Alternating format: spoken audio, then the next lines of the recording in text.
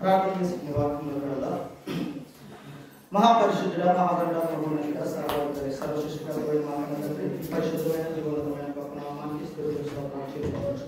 ఇంతవరకు ఆరాధన పాటల ద్వారా తండ్రి నీ నామానికి మాత్రమే జరిగిన మేము నమ్ముచున్నాము తండ్రి. తండ్రి వర్తమానంలోకి వెళ్ళిచుండగా తండ్రి నేను అయోగ్యులైన నన్ను ఒట్టి పాత్రగా ఉన్నటువంటి నన్ను తండ్రి నేను నీ యొక్క మందిరంలో ఈ యొక్క సహవాసంలో నిలబెట్టుకుని తండ్రి నేను ఇదిగో తండ్రి కొన్ని విషయాలను నేర్చుకోవడానికి చెప్పుకోవడానికి మీరు ఇచ్చినటువంటి ధన్యతను బట్టి మీకు స్తుతులు స్తోత్రాలు చెల్లిస్తున్నాను తండ్రి. నేను పూర్తిగా నన్ను మరుగు చేసి నీ ఆత్మ సహాయం ద్వారా తండ్రి మీరు మాతో మాట్లాడి తండ్రి నేను మాట్లాడేది నేనైనప్పటికీ తండ్రి నేను ఈ జ్ఞాన సంగతులు మేము తెలుసుకోవడానికి తండ్రి విశ్వాస జీవితాన్ని అభివృద్ధి పరచుకోవడానికి మీరు చూపించండి, బలపరచండి. చెబుతున్న నాకు వినిచున్న సహోదరి సహోదరులకు తండ్రి మీ ఆత్మ నుంచి తండ్రి మధ్య నడిపించడం వాక్యాలు తండ్రి మీ మనసు చెవులు గ్రహించే మనసు మీ అందరికీ దయచేయమని నడిపించమని త్వరగా కుమారు మా ప్రభు మా రక్షకుడు ప్రభు యేసు క్రీస్తున్నాం మీ ప్రార్థన సమర్పిస్తున్నాం తండ్రి. అందరికీ వందనాలు. లోకాసు వార్త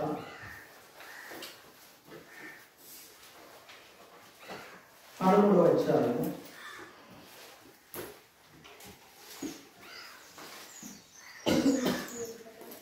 లోకాసు వార్త 13వ అధ్యాయము 6వ వచనం చదువుకోండి. మరియు ఇక్కడ యేసు ప్రభు వారు ఒక ఉపమానం గురించి చెప్తున్నారు. మత్తయి సువార్త 13వ అధ్యాయంలో ఎన్నో ఉపమానాలు ఉన్నాయి. అది బైబిల్ ఎగ్జామ్లో వివరించడం జరిగింది. అవన్నీ కూడా యేసు ప్రభు వారు పరలోక రాజ్యం గురించి చెప్పినటువంటి ఉపమానాలు. ఇక్కడ యేసు ప్రభు వారు మరొక ఉపమాన భావంతో ఒక విషయాన్ని చాలా క్లియర్గా చెప్తున్నాడు. ఇక్కడ ఆ విషయం ఏంటంటే చాలా జాగ్రత్తగా ఆలోచించాలి పిల్లరా. మరియు ఆయన వారితో ఈ ఉపమానము చెప్పెను. చదవండి. ఒక మనుషుని ద్రాక్ష తోటలో అంజూరపు చెట్టు ఒకటి నాటబడి ఉండేను. ఏం నాటబడి చాలా జాగ్రత్తగా వినాలని ప్రియుల. ప్రతి వర్డ్ చాలా ఇంపార్టెంట్. ప్రతి అక్షరం, ఒక అక్షరం మిస్టేక్ మీరు చదివినా, ఒక అక్షరం మిస్టేక్ లో మీరు అర్థం చేసుకున్నా దానికి ఉన్న పరమార్థం మొత్తం మారిపోతుంది. చాలా జాగ్రత్తగా ఆలోచిద్దాం. యేసు ప్రభు వారు ఒక ఉపమాన రీతిలో అక్కడ ఉన్నటువంటి అంటే జనులకు చెప్పడం అనేది ఇక్కడ మనం చూస్తున్నాం. ఆయన ఏం చెబుతున్నారో ఒకసారి చూడండి. ఒక మనుష్యుని ద్రాక్ష తోటలో ఏముందంట? అంజూరపు చెట్టు ఒకటి నాటబడి ఉండెను. ఏముందంట? ద్రాక్ష తోటలో అంజూరపు చెట్టు ఒకటి నాటబడి ఉండెను. తోట ఏంటి? ద్రాక్ష తోట. మధ్యలో ఉన్నదేంటి? నాటబడింది ఏంటి? అంజూరపు చెట్టు. అంటే చదవండి. అతడు దాని పండ్లు వెదకి వచ్చినప్పుడు ఏమీ దొరకలేదు. అతడు దాని పండ్లు వెతక వచ్చినప్పుడు ఏమీ దొరకలేదు. కనుక అతడు ఇదిగో 3 ఏండ్ల నుండి నేను ఈ అంజూరపు చెట్టున పండ్లు వెతకు వచ్చుతున్నాను కానీ ఏమీ దొరకలేదు. సరిపోతుంది. 3 సంవత్సరాల నుండి ఈ అంజూరపు చెట్టుని చూస్తున్నాను కానీ ఏమీ దొరకట్లేదు అంట. అసలు ఈ ఉపమానం ఎందుకు చెప్తున్నారు యేసు ప్రభు వారు? ఎవరికి చెప్తున్నారు? ఏ సందర్భంలో చెప్తున్నారు అని మనకు అర్థం కావాలంటే పై వచనాలకు వెళ్దాం. పై వచనాలు ఏముందో చూడండి.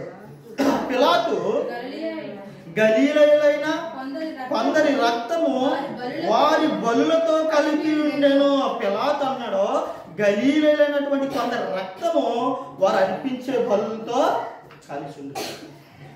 ఎవరంటే వీళ్ళు? ఏ జనాంగం వారండి? యోధాలో ఉన్నటువంటి గలీలయులైనటువంటి జనాంగం. చూడండి, గలీలైన కొందరి రక్తం, అందరి దాంట్లో ఇక్కడ కొందరి రక్తము వారి బలులతో కలిసి ఉండే. రక్తం దేంతో కలిసిపోయిందంట? వారు అర్పించే బలులతో కలిసిపోయి ఉండిపోయిందంట. చాలా జాగ్రత్తగా ఆలోచించాలి మనం. తర్వాత ఏం చెప్తున్నారు చూడండి. ఆ కాలమున అంటే ఆ కాలంలోనే అక్కడ నున్న కొందరు ఆ సంగతి యేసుతో చెప్పగా ఆ సంగతి ఏం చేస్తున్నారంట? వచ్చి యేసు ప్రభు చెప్తున్నారు. ఏమని చెప్తున్నారంట? ఇదిగో గలిలీలో కొందరు ఉన్నారో వారి రక్తము బలులతో నిండిపోయి ఉంది, వాళ్ళు అపవిత్రులు అన్నట్టుగా చెప్తున్నారంట. చాలా జాగ్రత్తగా ఆలోచిద్దాం. ప్రతి సంగతిని యేసు ప్రభు వారు చెప్పారంటే ఖచ్చితంగా ఎంతో పరమార్థం ఉంటుంది. మీరు చాలా జాగ్రత్తగా ఆలోచించండి. సమయం లేకపోతే అవసరమైతే మళ్ళీ చెప్తాను. చూడండి, చక్కగా విందాం. ఆయన వారితో ఇట్లా నేను ఈ గలీలీయులు అట్టి హింసలు పొందినందున వారు గలీలు అందరికంటే పాపులని మీరు తలంచుచున్నారా? అంటే అటువంటి హింసలు పొందినందుకు కష్టం వచ్చింది, రోగం వచ్చింది, బాధ వచ్చింది, కరోనాలో చచ్చిపోయాడు, చచ్చిపోయినాడు అనుకుంటున్నారా అన్నట్టుగా చెప్తున్నాడు. వారి రక్తము బలులతో నిండిపోయింది అనేసి వాళ్ళు చెడ్డవారని మీరు తిరిగి తీర్చేస్తున్నారా? ఈరోజు సమాజంలో చూస్తూ ఉన్నాం. ఎవరైనా కుదరని రోగంతో చచ్చిపోయాడు అనుకోండి, వాడి గురించి ఎలా మాట్లాడుకుంటారు సమాజం? పెద్ద పాపం చేశాడండి వీడు, అంటే పెద్ద పాపం చేసి ఉన్నాడు, లేకపోతే వీడు ఇతరులు ఎప్పుడు దూషిస్తూ ఉండేవాడు, హేళన చేస్తూ ఉండేవాడు, అందుకే ఇటువంటి చావు వచ్చిందండి వీడికి అంటారు. అవునా కాదా? అలాగంటారా? అంటే ఒకవేళ కరోనా వచ్చి చచ్చిపోయారనుకో, చాలా మంది అనుకున్నారు కరోనాలో చచ్చిపోయిన వాళ్ళందరూ చెడ్డోళ్ళు, మనం మాత్రం భూమి మీద ఉన్నాం కాబట్టి మనం మంచోళ్ళు అనుకుంటాం. మరణం అనేది ఎప్పుడు ఎలా వస్తుందో తెలీదు, ఆయన చిత్త ప్రకారం తీసుకుని వెళ్ళిపోతాడు అంతే. మంచి వాళ్ళు పోవచ్చు, చెడ్డ వాళ్ళు పోవచ్చు. నువ్వు వారి మరణాన్ని బట్టి తీర్పు తీర్చే అవకాశం దేవుడు నీకు నాకు ఇవ్వలేదు. కుదరని రోగంతో చచ్చిపోయినా, తెగులతో చచ్చిపోయినా, ఎలా చనిపోయినా వాడు పాపని సర్టిఫికెట్ ఇవ్వడానికి మనకి అధికారము లేదు. లేదా నిద్రలో చచ్చిపోవడానికి హార్ట్ అటాక్ వచ్చి చాలా మంచోడండి అంటున్నారు అంటే గొప్ప చావు చచ్చిపోయాడండి అంట. చూడండి, తీర్పు తీర్చేస్తాం మనమే. మనం నోటికి వచ్చినట్లు తీర్పులు తీరుస్తాం మరణాన్ని గురించి. లేకపోతే ఎవరికైనా ఏదైనా ప్రమాదం జరిగింది అనుకోండి, వాడి గురించి ఏదో మాట్లాడుతూ ఉంటాం. అదే సందర్భంలో ఇక్కడ ఉన్నటువంటి యూదులైన పిలాతు అంటున్నాడు, గలీలీని చూపించి వారి రక్తం బలులతో నిండిపోయింది, అందుకే వారు ఏమైపోయారంట? చాలా రోగాలతోనూ లేదా చాలా పాపంతోనూ నిండిపోయారు, వాళ్ళు పాపులు అయిపోయారు అన్నట్టుగా ఇక్కడ చెప్తున్నారంట, ప్రచారం చేస్తున్నారంట. అప్పుడు కొందరు యేసు ప్రభు వారి దగ్గరికి వచ్చి ఈ విషయాన్ని తెలియజేశారంట. అప్పుడు తెలియజేసినప్పుడు యేసు ప్రభు వారు ఏమంటున్నారో చూడండి, ఏమన్నారు ఇక్కడ? ఆయన వారితో ఇట్లా నేను ఈ గలీలయలు అట్టి హింసలు పొందారని మీరు పొందినందున వారు గలీల అందరికంటే, అక్కడ ఉన్న ప్రజలందరికంటే హింసలు పొందిన, బాధలు పొందిన వారే ఏమన్నారు? మీరు పాపులని మీరు తలంచుచున్నారా? అలాంటి వాళ్ళే పాపులని మీరు తలంచుచున్నారా?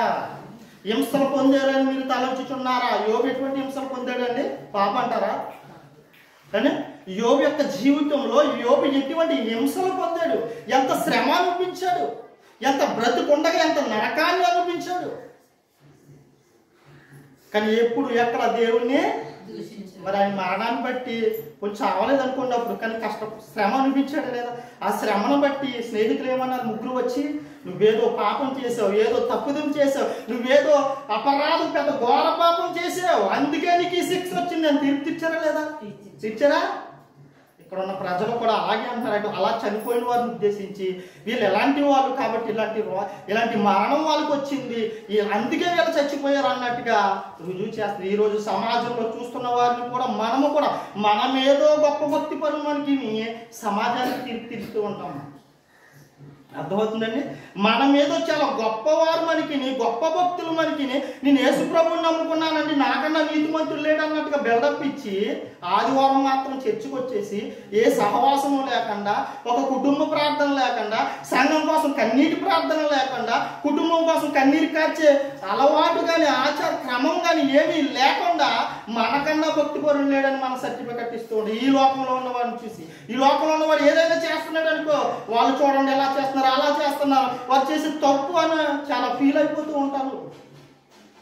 వాస్తవానికి నీలో కనుక అది తప్పు అని నువ్వు ఎరిగావంటే కనుక నువ్వు చేయవలసిన పని ఏం చేయాలి? నువ్వు చెయ్యాలి. కానీ చెయ్యం. పెదాలతో మాట్లాడుకుంటూ ఇతరులకు అన్యజనులకు తీర్పు తీరుస్తూ ఉంటాం, కానీ మన వరకు వచ్చేటప్పటికి దేవుడు మనకేం తీర్పు తీరుస్తున్నాడని మాత్రం మనం ఆలోచించుకోలేని స్థితిలోకి దిగసారిపోయాం.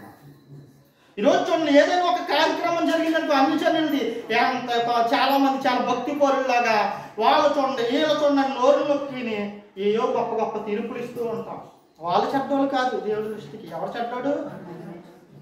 ఆయన అదే చెప్తున్నాడు. ఆయన ఇక్కడ చూడండి ఏమన్నాడు, దాన్ని బట్టి మీరు తీర్పు తీర్చడానికి అవకాశం లేదు.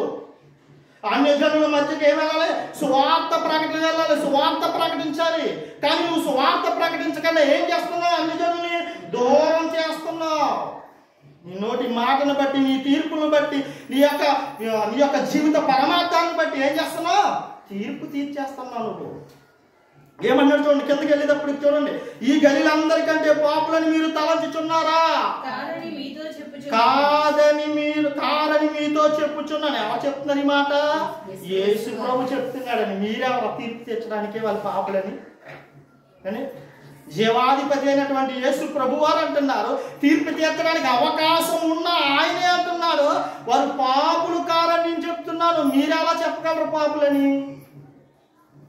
చూసారండి ఏమంటున్నాడు? మనం అనుకుంటున్నాం మనకన్నా గొప్ప లేడు అనుకుంటున్నాం. అంటే తర్వాత ఏం చెప్తున్నాడు చూడండి, మీరు మారు మనసు పొందని ఎడలా, మీరు మారు మనసు పొందని ఎడలా, యూదులతో చెప్తున్నాడు అక్కడ, మీరు మారు మనసు పొందని ఎడలా మీరందరూ అలాగే నశిస్తారు. వాళ్ళు కాదు చచ్చిపోతే పాపం చచ్చిపోలేదు, వాళ్ళు చనిపోయారు. మీరు మారు మనసు పొందకపోతే మీరు కూడా చచ్చిపోతారు. అలాగే తీర్పు ఎవరికి? ఇప్పుడు సంఘంలో ఉన్నవాడికి, అక్కడ ఉన్న ఇశ్రాయేలు ప్రజలకి. ఏడేం చెప్తున్నాడు? దేవుని జనాంగానికి తీర్పు తీరుస్తున్నాడు. ఏమన్నాడు? వారు చూడండి ఇక్కడ ఏమన్నాడు, మరలా చదువుతాం, మీరు మారు మనసు పొందని ఎడల మీరందరూ అలాగే నశిద్దురు, మీరందరూ అలాగే చచ్చిపోతారు. తర్వాత కింద ఏమన్నాడు, మరియు షిలోయాములోని గోపురము పడి చచ్చిన 18 మంది అంటే 18 మంది గోపురం పడి చచ్చిపోయారు. అంటే గోపురం పడి చచ్చిపోయారు. చచ్చిపోయినప్పుడు ఏమైంది చూడండి, యెరూషలేములో కాపురం ఉన్నవారు అందరికంటే అపరాధులను తలంచుచున్నారు. యెరూషలేములో ఉన్న పట్టణంలో ఉన్న ప్రజలందరికంటే గోపురం పడి చచ్చిపోయి చూసారా, వాళ్ళ అపరాధులని మీరు అనుకుంటున్నారా? కాదు, వాళ్ళ అపరాధులు కాదు. వాళ్ళ సమయం అయిపోయింది, మరణం పొంచి ఉంది, చనిపోయారు. మీరు వారి మరణాన్ని బట్టి తీర్పు తీర్చడానికి మీకు అవకాశము లేదు. మరణాన్ని బట్టి తీర్పు తీర్చే అవకాశం మనకే లేదు. ఇక్కడ ఏమన్నాడు చూడండి, షిలోయాములోని గోపురము పడి చచ్చిన 18 మంది యెరూషలేములో కాపురం ఉన్న వారందరికంటే అపరాధులను తలంచుచున్నారా? కారని మీతో చెప్పుచున్నాను. కారు ఎలా చచ్చిపోయిన వాళ్ళందరూ పాపులని మీరంటే అది సరికాదు. ఒక రోగం వచ్చి చచ్చిపోయినా వాడు చాలా భక్తిహీనుడండి, దుర్మార్గుడండి అని చెప్పడానికి వీలు లేదు. కాదని చెప్తున్నాడు ఇక్కడ. చెప్తూ ఇక్కడ ఏమన్నాడు చూడండి, కారణం మీతో చెప్పుచున్నాను, మీరు మారు మనసు పొందని ఎడల మీరందరూ కూడా అలాగే నశించిపోతారు. మీరందరూ కూడా అలాగే నశించిపోతారు. మీరు కూడా అలాగే యాజ్ ఇట్ ఈజ్ గా మీరు చచ్చిపోతారు. ఏం పొందకపోతే? మారు మనసు పొందకపోతే. వాళ్ళకి మీకు తేడా ఏంటి? ఇప్పుడు మారు మనసు అనే గోడ అనేది ఉంది మీకు. వాళ్ళకి వ్యత్యాసం చూపిస్తున్నాడు. వాళ్ళు చచ్చిపోయారు, మీరు చచ్చిపోతారు. కాబట్టి మీరు ఏం చేయాలంటున్నాడు? మారు మనసు పొందని ఎడల మీరును అలాగే నశించిపోతారు. మీరు అలాగే ఇక్కడ ఎవరు గొప్ప వాళ్ళు మనకంటే? వాళ్ళే గొప్ప వాళ్ళు అని చెప్తున్నాడు. ఎవరు పాపులు కాదని చెప్తున్నాడు? వాళ్ళే గొప్పవారు అని చెప్తున్నాడు. వాళ్ళే పాపులు కాదని చెప్తున్నాడు. మీ మీద బెటర్ అని చెప్తున్నాడు. చూడండి ఏమంటున్నాడు, ఇంకేమన్నాడు? అది చెబుతూ కింద ఉపమాన రూపంగా ఇప్పుడు చెప్తున్నాడు. ఏమని అర్థమైంది కదా ఎందుకు చెప్తున్నాడు ఉపమానం? ఇప్పుడు ఎవరు చచ్చిపోతే వాళ్ళ మరణాన్ని బట్టి, వాళ్ళు పాపం చేశారు, వారి మరణాన్ని బట్టి వాళ్ళకి తీర్పు తీర్చడం, వారి జీవితంలో వాళ్ళు అనుభవిస్తున్న శ్రమలను బట్టి వాళ్ళు అలాంటి వాళ్ళని తీర్పు తీర్చడం అనే అధికారం నీకు నాకు దేవుడు ఫైనల్గా చెప్తున్నాడు. యేసు ప్రభువే తీర్పు తీర్చలేదు అక్కడ వాళ్ళకి. మనం ఎవరు తీర్పు తీర్చడానికి? అన్ని జనుల గురించి కానివ్వండి, అక్కడ ఉన్నటువంటి కొందరిని గురించి కానివ్వండి, ఉద్దేశించి నువ్వు ఏ హేళన కానీ ఎటువంటి తీర్పు ఇవ్వడానికి నీకు నాకు అధికారం ప్రభువు ఇవ్వలేదు. నువ్వు మారు మనసు పొందితే, నిజంగా వాస్తవమైన మారు మనసు పొందితే ఆ సమయంలో ఏం చేయాలనేది మనం ఆలోచిస్తాం. కిందకు వచ్చి అన్నాడు అక్కడ ఉపమానంలో ప్రభు వారు. చూడండి ఏం చెప్తున్నారు. మరియు ఆయన వారితో ఈ ఉపమానం చెప్పిన ఎవరితోటి?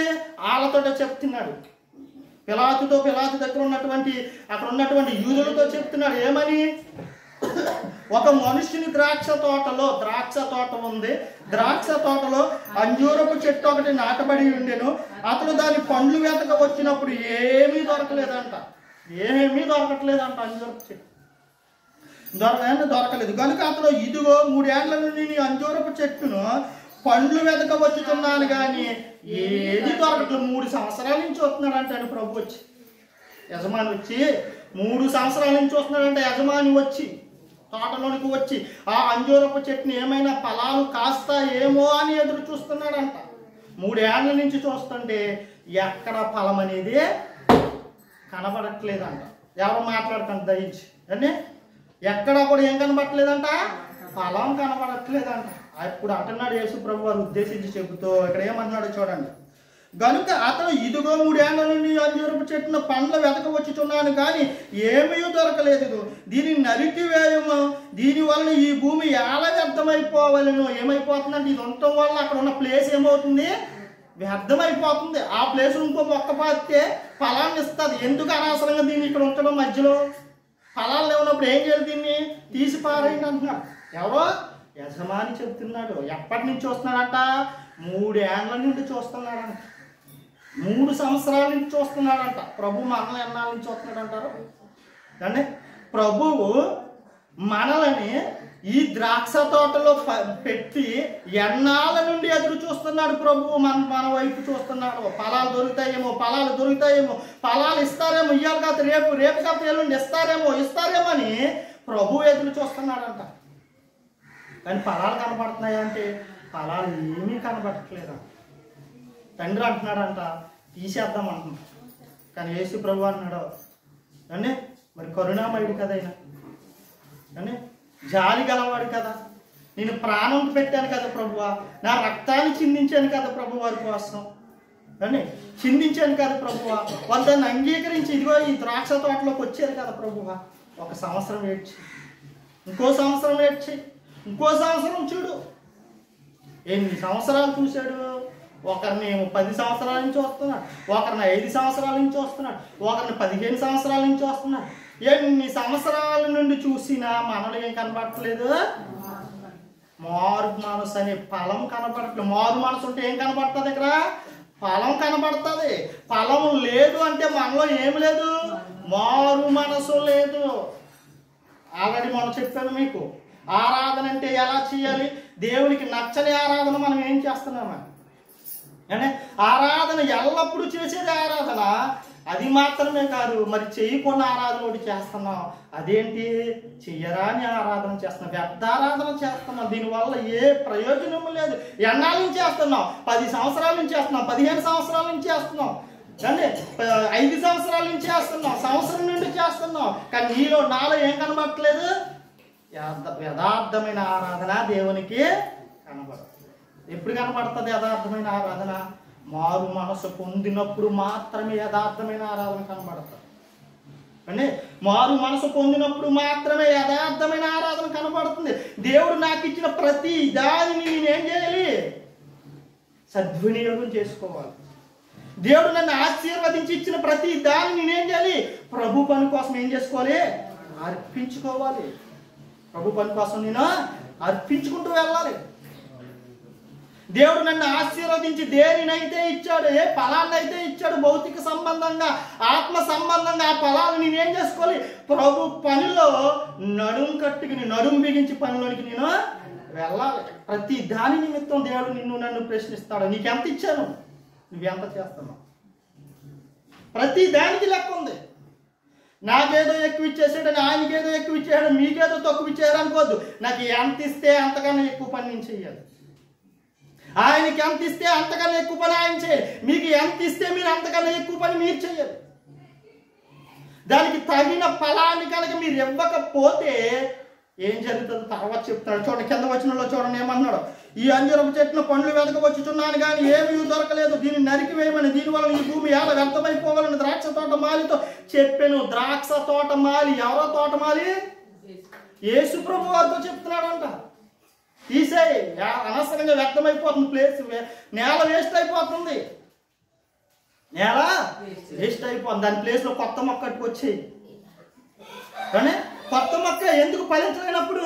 అనవసరంగా సంవత్సరాలు గడిచిపోతున్నాయి, వ్యర్థం వ్యర్థం.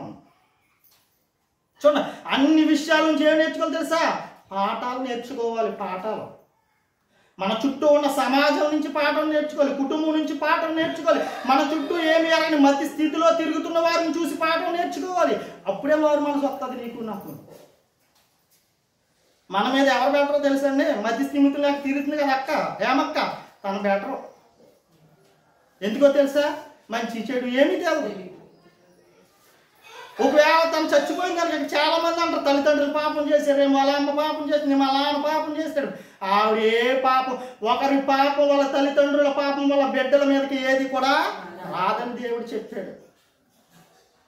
కానీ మన మీద ఎవరు బెటరో తెలుసా? తనే బెటర్. మరి తన నుంచి కూడా దేవుడు మన మధ్యన ఎందుకు తిప్పుతున్నాడు తెలుసా?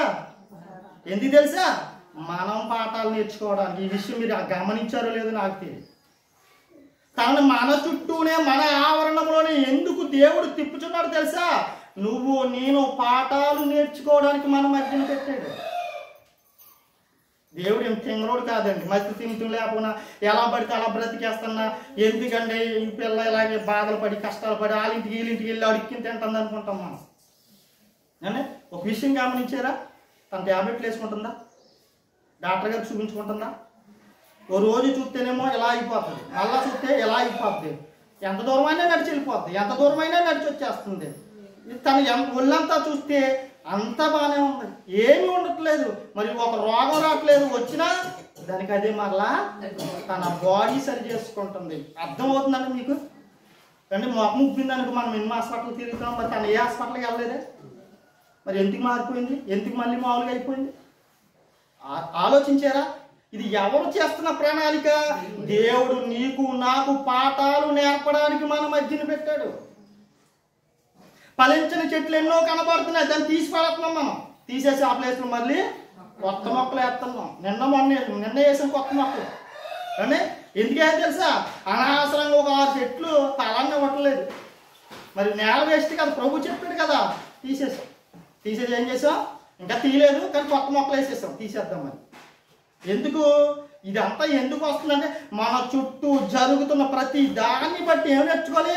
పాఠాలు నేర్చుకోవాలి. నీకు కుమారుని ఇచ్చాడు అనుకో, కుమారుని నుంచి నువ్వు పాఠం నేర్చుకోవాలి. కూతురు ఇచ్చాడు అనుకో, కూతురి జీవితాన్ని బట్టి, తన ప్రవర్తన బట్టి, తన మాటలను బట్టి పాఠం నేర్చుకోవాలి. తల్లిదండ్రులు ఉన్నారనుకో, తల్లిదండ్రులను బట్టి పాఠం నేర్చుకోవాలి. అమ్మను బట్టి పాఠం నేర్చుకోవాలి, తండ్రిని బట్టి పాఠం నేర్చుకోవాలి, భార్యను బట్టి పాఠం నేర్చుకోవాలి, భర్తను బట్టి పాఠం నేర్చుకోవాలి. అందుకే కుటుంబాన్ని దేవుడు నీకు నాకు ఇచ్చాడు. ఈ విషయం మనకి ఏమీ అర్థం కాదు. ఎన్నాళ్ళున్నా అదే బ్రతుకు, ఎన్నాళ్ళున్నా అదే బ్రతుకు. సంఘాన్ని ఇచ్చాడు, కుటుంబాన్ని ఇచ్చాడు, మన చుట్టూ ఎంతోమంది బంధుమిత్రులు ఇచ్చాడు. ఎందుకు ఇచ్చాడు? దేవుని యొక్క ప్రణాళిక నీకు నాకు అర్థం కావడానికి ఇచ్చాడు. మన చుట్టూ ఎందరో అన్యజనులను ఇచ్చాడు. ఎందుకు ఇచ్చాడు? నిన్ను నన్ను వెలిగించుకొని ఆ వెలుగు అనేకులకు ప్రకాశింపనివ్వాలని మన చుట్టూ అన్యజనులను ఇచ్చాడు. కానీ మనం ఏమి చేయమండి. మరి ఎంతకాలం చూస్తాడండి అసలు ప్రభు? నేనైతే చూడలేదు, కొన్ని నెల కూడా అవ్వలేదు, తీసి పాడేద్దాం అని కొత్త మొక్కలు పాతేసాం. మరి ప్రభు నన్ను చూసి, నన్ను బట్టి ఇంచుమించు 10 సంవత్సరాల నుంచి ఎదురు చూస్తున్నాడు. ఆయన నాలో ఫలాలు కనబడతాయా లేదా అని. కనబడలేదానికి ఏం చేస్తాడో? తీసేసే అవకాశం ఉంది ఎప్పటికైనా, నేనైనా మీరైనా. ఫలించని ప్రతి చెట్టుని నరకబడి ఏం చేయమన్నాడా? ఆ అగ్నిలో పారవేయుడి. ఫలించని ప్రతి చెట్టు, మనం అందరూ చెట్లు. ఏ చెట్టు అయితే ఫలించకుండా ఉంటుందో సంవత్సరాలు గడిచే కొద్దీ కూడా చెట్టుని ఏం చేయమన్నాడో? తీసి పారేయండి. మీరు మారు మనసు పొందని ఎడల, చూడండి ఏమన్నాడు? మారు మనసు పొందని ఎడల మీరందరూ కూడా అలాగే నశింతారు. ఆనాడున్నటువంటి ప్రజలు ఎలాగైతే చచ్చిపోయారో మీరు కూడా అలాగే చచ్చిపోతారు. వాళ్ళ మీద మీరేం గొప్పలేమీ కాదు. ఇది ఎవరు చెప్తున్న పాఠం అంటే? దేవుని జనాంగానికి చెప్తున్న పాఠం. ఇప్పుడు దేవుని జనాంగం ఎవరు? క్రైస్తవులు. క్రైస్తవులకి చెప్తున్న పాఠం. క్రైస్తవుడికి చెప్పవలసిన పాఠం ఎక్కడ చెప్పాలి? సంఘంలోనే చెప్పుకోవాలి. అర్థమైందా మీకు? క్రైస్తవుడికి చెప్పవలసిన పాఠాలు సంఘంలో చెప్పుకోవాలి. అన్యజనులకు ప్రకటించవలసిన సువార్త అన్యజనుల మధ్య ప్రకటించాలి. ఎక్కడ అక్కడెక్కడ చెప్పామనుకుని ఏ ప్రయోజనం ఉండదు, ఏ ఉపకారం ఉండదు. లక్షలు ఖర్చు పెట్టి ఒక మీటింగ్ పెడతాం అనుకోండి, సంఘానికి అవసరమైనవి పెట్టామనుకోండి, ప్రయోజనం ఏమి ఉండదు. సంఘానికి అవసరమైనవి సంఘంలో జరగాలి. అందుకే మనం ఒక ఆదివారం మాత్రమే కాదు, ఎల్లప్పుడూ మీరు ప్రతి దినము ఏం చేయాలి, కూడుకోవాలి. ఎన్నో సంగతులు ఉంటాయి నేర్చుకోవాల్సినవి, కానీ మనం నేర్చుకోవడానికి ఆసక్తి మనలో చచ్చిపోయింది. చూడండి ఇక్కడ ఏమంటున్నాడు, ఇంకా చూద్దాం, చదువుదాం. మీరు మారు మనసు పొందండి, కిందకు వచ్చేయండి. ద్రాక్ష తోట మాకు చెప్పిన అయితే వాడు అయ్యా నేను దాని చుట్టూ త్రవ్వి, 1 సంవత్సరం నాకు టైమింగ్, దాని చుట్టూ తవ్వుతాను, చుట్టూ త్రవ్వి ఎరువు వేయు మట్టుకు ఈ సంవత్సరం కూడా ఇంకొక సంవత్సరం ఇస్తుందండి. ఇంకొక సంవత్సరం ఎంతో కష్టపడ్డాను కదా, వాళ్ళ కోసం ఎంతో వేదన అనిపించాను కదా, రక్తాన్ని చిందించుకున్నాను కదా, శరీరాన్ని నలగొట్టుకున్నాను కదా, కానీ వారి పాప భారానంతా తీసివేయడానికి నన్ను నేను మొక్కలు మాంసం ముద్దగా తయారు చేసుకున్నాను కదా, నా శరీరాన్ని ఎరివేస్తాను. చుట్టూ తవ్వి నేనేం చేస్తాను, ఎరివేస్తాను. వారికి అర్థమయ్యే రీతిలో చెప్తాను. వారి విషయాలు, వారి జీవితాల్లో కొన్ని యథార్థ సంఘటనలు వారి జీవితాల్లో క్రియేట్ చేస్తాను. అప్పుడైనా వస్తారు, అప్పుడైనా మారు మనసు పొందారేమని చూస్తే ఎక్కడ మారు మనసు పొందుతాడు ఈరోజు క్రైస్తవుడు? మీటింగ్లకి వెళ్తాడండి, ప్రతి మీటింగ్కి వెళ్తాడు, ఆదివారం ఆరాధనకి వెళ్తాడు, కానీ ఏం లేదు, మారు మనసు అనేది పేరుకి క్రైస్తవుడు. చూడండి ఈరోజు దేవుడు ఎంతగా హెచ్చరిస్తున్నా కానీ క్రైస్తవ సమాజంలో మారు మనసు పొందలేని విషయాలు ఏమన్నా తెలుసా? కోకొల్లగా కనపడుతున్నాయి మన చుట్టూ. మారు మనసు పొందలేని విషయాలన్నీ కోకొల్లగా కనపడతాయి. ఒక్కొక్కరిని ఒక్కొక్కటి బంధించేస్తుంది. అక్కడ ఈరోజు యవ్వనస్తులను చూస్తుంటే కనుక స్టార్లు కట్టుకుని బిజీలో ఉన్నారు. మాస్టార్ పెద్దది కానీ చర్చికి వెళ్తాడు వాడు ఆదివారం అంటే వెళ్దాం. చూడండి, స్టార్ ఎంత గొప్ప స్టార్ కట్టం, దాని మీద వారి ప్రాధాన్యత. మేము పెద్ద స్టార్ కట్టాలి, యూత్ రిట్రీట్ చెయ్యాలి. మారు మనసు ఏది లేదు. ఆరాధనకి వెళ్తావా? వెళ్ళం. సంఘ కార్యక్రమాలు పాల్గొంటావా? పాల్గొన్నాం. ఏది అవసరం నీకు? పెద్ద స్టార్ అవసరం. స్టార్ కట్టుకుంటే భక్తి వీళ్ళేమంటారు, పైగా అన్ని జనులు చూసి వాళ్ళు ఏదో తక్కువ వారిగా హేళన చేస్తూ ఉంటారు. ఒక అన్య సహోదరుడు పెట్టాడు మొన్న, మీరు స్టార్లు కట్టుకోవచ్చు కానీ మేము నక్షత్రాలను పూజించకూడదా? మేము పూజిస్తేనేమో ఏంటంట తప్పు అంటారు, మీరు చేసేసి పెద్ద పెట్టేసి చేస్తేనేమో ఇదేమో నవతరం అంటారా? చూసారా? వాడు నేనేమనాలి ఇప్పుడు అని చూసి అని పెట్టలేదు నేను. గుడ్ బ్రదర్ బాగా పెట్టు, ఇలాగే పెట్టాను. ఆడేమనుకున్నాడు మనకెక్కడ తగిలిపోతామో అనుకున్నాడు పొలం. నేనేం పెట్టాను, లైక్ కొట్టి ఇలాగే పెట్టాం. కానీ మా ఊళ్ళో ఉన్నారు కదా నామకర్త భక్తులు, వాళ్ళ హృదయాలు కదిలించబడాలి, నీ వల్ల దేవుడి కార్యం చేస్తున్నాడు, ప్రభు నిన్ను దీవించాలని చెప్పాడు. అర్థమవుతుందా మీకు? మనం రెచ్చిపోయి ఇలాగన్నాడా అలాగన్నాడన్నావు అనుకో, ప్రయోజనం లేదు. ఎవరు ఏది చెయ్యాలన్న తండ్రి సెలవు ఉండాలి అక్కడ. మరికొందరు ఉంటారు, సినిమా ప్రియులు ఉంటారు, అంటే సినిమా హీరోల కోసం పెద్ద కటౌట్లు కట్టించేస్తారు. సినిమా చూడటానికి మొన్న ఒక బిడ్డని ఫ్యామిలీని తీసుకెళ్ళి ఏమైపోతుంది తెలుసా, తొక్కీసులాట్లో భార్యని బిడ్డనే, భార్య ఆల్రెడీ చచ్చిపోయింది, మరి బిడ్డ కూడా చచ్చిపోయింది లేదు నాకు వెళ్ళాలంటే కొత్తగా ఏం నిల్చోలేదు. ఆ బిడ్డ కూడా ఎలా ఉన్నాడంట, ప్రాణాపాయ స్థితిలో సిద్ధం అవడానికి.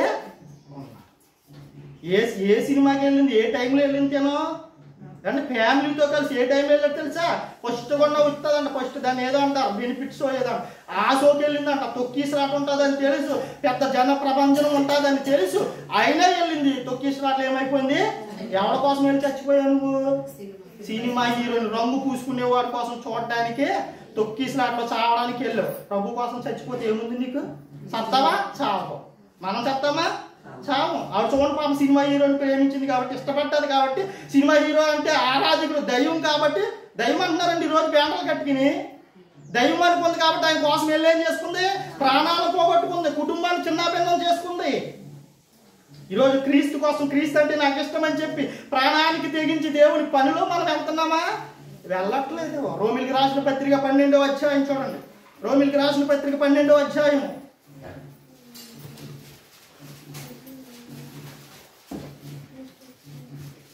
రోమిలికి రాసిన పత్రిక 12వ అధ్యాయం మొదటి వచనం చూద్దాం. కాబట్టి సహోదరులారా, పరిశుద్ధమును దేవునికి అనుకూలమునైన సజీవ యాగముగా మీ శరీరములను ఆయనకు సమర్పించుకొని, బ్రతికుండగానే మీ శరీరాలను ఏం చేసుకోవాలి? ఏమంటున్నాడు? దేవునికి సమర్పించుకోండి. ఈవిడ ఎవరికి సమర్పించుకుంది? సినిమా హీరోకి సమర్పించేస్తాం. చచ్చిపోయింది, దగ్గర ఓడిపోయింది. అంటే ఇప్పుడైనా బుద్ధి రావాలి ప్రజలకి. రాదు. వద్దదనుకున్నారా? రాదు. పోనండి ఆవిడ అన్ని రాలనుకోండి. క్రైస్తవులు కూడా అలాగే తగలంటారు. క్రైస్తవ కుటుంబాల్లో పిల్లలు కూడా అలాగే ఉన్నారు. ఎలా ఉన్నారు? అవసరమైతే సినిమాల కోసం ఏదైనా చేయడానికి సిద్ధపడిపోయారు. అవసరమైతే హీరో కోసం. అసలు ఈ హీరో ఎవరు? యేసు ప్రభు వారు. మరి ఆయన కోసం ఆలోచించావా? ఆయన కోసం ఏ రోజైనా మంచి మాటలు పెట్టావా? ఆయన కోసం ఏ రోజైనా మంచి మాటలు చెప్పావా? చెప్పవు. కానీ స్టేటస్లు చూస్తే మట్టికి ఇష్టం వచ్చినట్టు పెట్టుకుంటున్నారు. ఆడెవడో సినిమా 1000 కోట్లు వస్తే నీకు ఇస్తాడు ఒక కోటి, నాకు తెలియగలుగుతాను. కానీ చచ్చిపోయింది కదా ఒక అమ్మ, 25 లక్షలు ఇచ్చాడు, అయిపోయింది అంతటి పని. అది లెక్క అండి 25 లక్షలు. అది లెక్క అండి 25 లక్షలు. అడికి ఏం లెక్క కాదు. నువ్వు చచ్చిపోయినా నీ కుటుంబానికి ఏమి ఇస్తాడు? మా అయితే 25 లక్షలు ఇస్తాడో. నీ ప్రాణం పోతుంది నరకానికి. ఇంటికాడ ఉన్న వాళ్ళు శుభ్రంగా తింటారు. నీ పేరు చెప్పి అంటే చూడండి ఈ రోజు ఎలా ఉందంటే, దేవుని పని అంటే దేవుని కోసం ప్రాణం పెట్టేవాడు ఎవడో. కానీ లోక సంబంధమైన తీరి చూస్తుంటే లోక సంబంధమైన వాటి కోసం ఏం అర్పించేసుకున్నారో? ప్రాణాలు అర్పించేసుకుంటున్నారు. తెలుసో తేలిక ఏం చేస్తున్నారు? ప్రాణాలు సహితం త్యాగం చేస్తున్నారు. కానీ ఈరోజు క్రైస్తవుడు నేను దేవుని కుమారుని అని చెప్పుకుని, క్రైస్తవుని అని చెప్పుకుని ఏ మాత్రం కూడా దేవునికి హృదయంలో చోటు ఇవ్వట్లేదు. అందుకే ఏమన్నాడు ఈయన ప్రభు? కాబట్టి సహోదరులారా. కాబట్టి అంటే ఏంటి? కాబట్టి ఏంటి అసలు నాకు తెలియదు అంటే బట్ట. ఏ బట్టి? ఇటుకి బట్టి కాసమ్మా. కాబట్టి మళ్ళీ బట్టి అంటే ఇటుకి బట్టి అనుకోకుండా. కాబట్టి అన్నాడంటే ఎందుకు అన్నాడు కాబట్టి అని? ఆల్రెడీ రోమాలో ఉన్న సంఘానికి పత్రిక రాస్తూ, అపోస్తలుడైన పౌలు గారు పత్రికను రాస్తూ అక్కడ వరకు 11 అధ్యాయుల వరకు ఎన్నో విషయాలు చెప్పుకుంటూ వచ్చాడు. ఆ రామపత్రిక అంతా చదివితే మనకు అర్థమవుతుంది. అనేక విషయాలు చెప్పి అక్కడ ఉన్న ప్రజల్ని దేవుడి వైపు త్రిప్పి సంఘాలు ఉన్న ఇబ్బందులను అర్థం చేసుకుని వారు కొత్తగా చేరిన వారిగా ఉన్నారు కాబట్టి వారిని బలపరచడానికి, వారు ఏ ఏ విషయాల్లో ఇంకా మారు మనసు పొందలేని వారిగా ఉన్నారు ఆ విషయాలన్నిటినీ వివరంగా వివరించి ఏం చెప్తున్నారు తెలుసు చివరిలో? కాబట్టి సహోదరులారా. ఎగ్జాంపుల్ చెప్తానండి. మన చుట్టూ అప్పుడప్పుడు అన్ని సహోదరులు కథ ఎట్టించుకుంటారు కదండి. ఏదో పాట పాడేస్తారు. పాట పాడేసి అంటాడు అప్పుడు అన్నట్టు ఏమంటాడు అప్పుడు అంటాడు ఆగి మరలా. కాబట్టి జరిగింది ఏంటంటే పాట పాటలు ఎవరికి అర్థం కాదు కాబట్టి 2 మాటలు చెప్పాలి కాబట్టి చెబుతారు. ఇక్కడ కూడా పౌలు గారు 11 అధ్యాయాలు వివరించుకుంటూ వచ్చి చివరిలో చెప్తున్నాడు, తీర్పుగా చెప్తున్నాడు, నువ్వు ఇలా ఉండాలని చెప్తే ఏమన్నాడు ఇక్కడ? కాబట్టి సహోదరులారా, పరిశుద్ధమును దేవునికి అనుకూలమునైన. కాబట్టి సహోదరు ఎంత విన్నారు కదా, 10 సంవత్సరాల నుంచి సంఘానికి వస్తున్నారు కదా, 5 సంవత్సరాల నుంచి సంఘానికి వస్తున్నారు కదా, మారు మనసు అంటే తెలిసి అంటున్నారు కదా, అన్ని జనులు చూసి వారు తీర్పు తీరుస్తున్నారు కదా. కానీ దేవుడు మిమ్మల్ని తీర్పు తీరుస్తున్నాడు, మీకు తీర్పు తీరుస్తానంటున్నాడు. ఫలించకపోతే కనుక ఎన్నాళ్ళ నుంచి నేను చూడాలి? ఫలించకపోతే ఎన్నాళ్ళ నుంచి నేను చూడాలి? నీ కుటుంబాలు ఎలా ఉన్నాయి? సంఘం ఎలా ఉంది? సంఘం కోసం నువ్వేం చేస్తున్నావు? కుటుంబం కోసం నువ్వేం చేస్తున్నావు?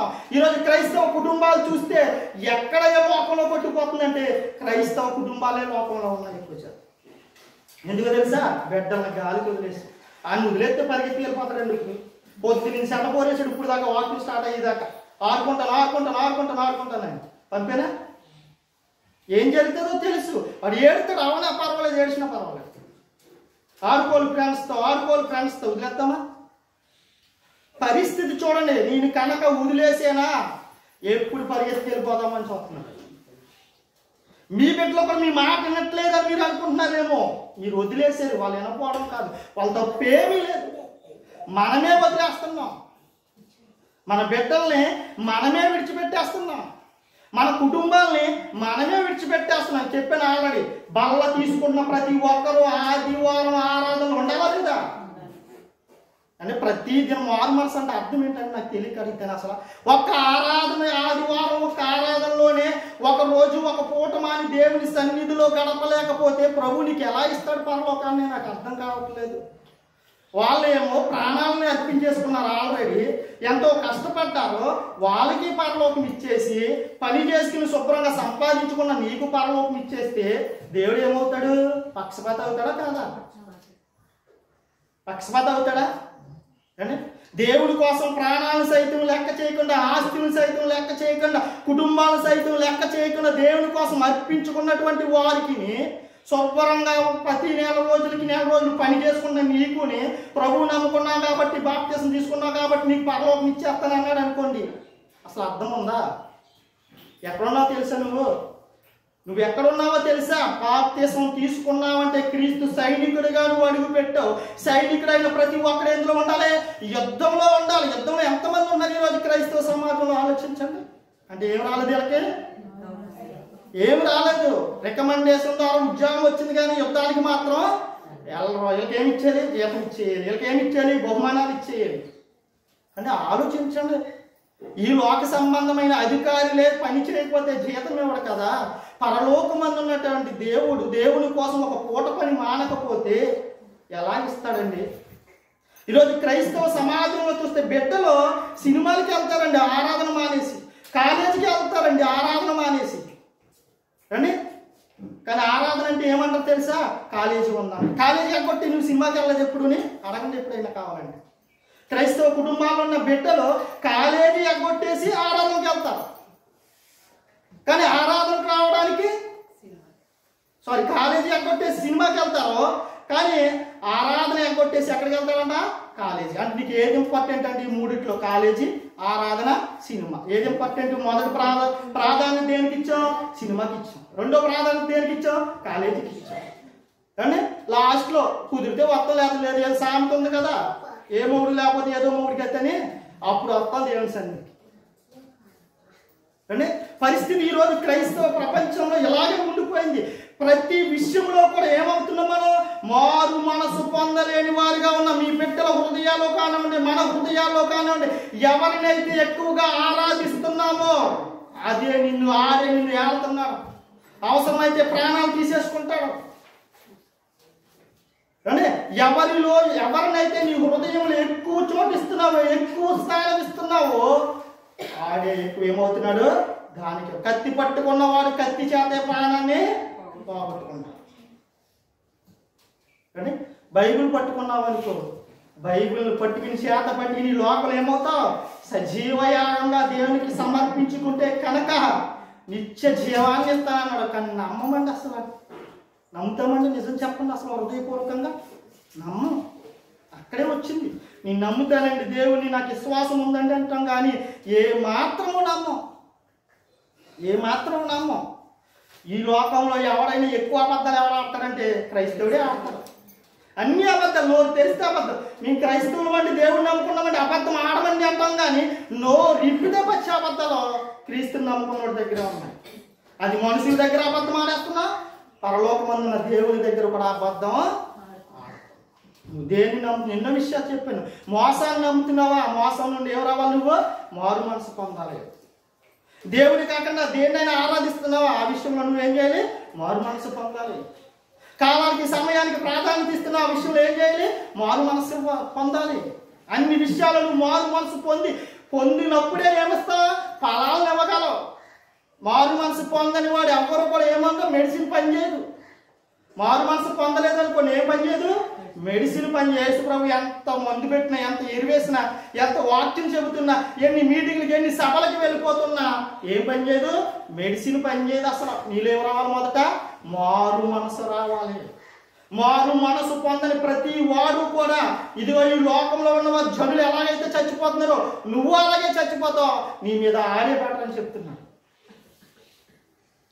నీ మీద వాడే పెట్టని చెప్తున్నాడు. ప్రతి విషయంలో కూడా చూడండి. అందుకేమన్నాడు ఇక్కడ, మరలా వచ్చేద్దాం, మరలా ఇక్కడికి రావాలి. రోమపత్రికకి మరలా లోక సువార్త 13 అధ్యాయానికి వెళ్దాం. చూడండి,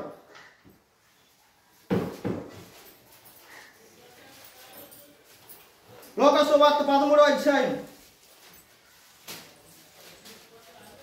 లోక సువార్త 13వ అధ్యాయం.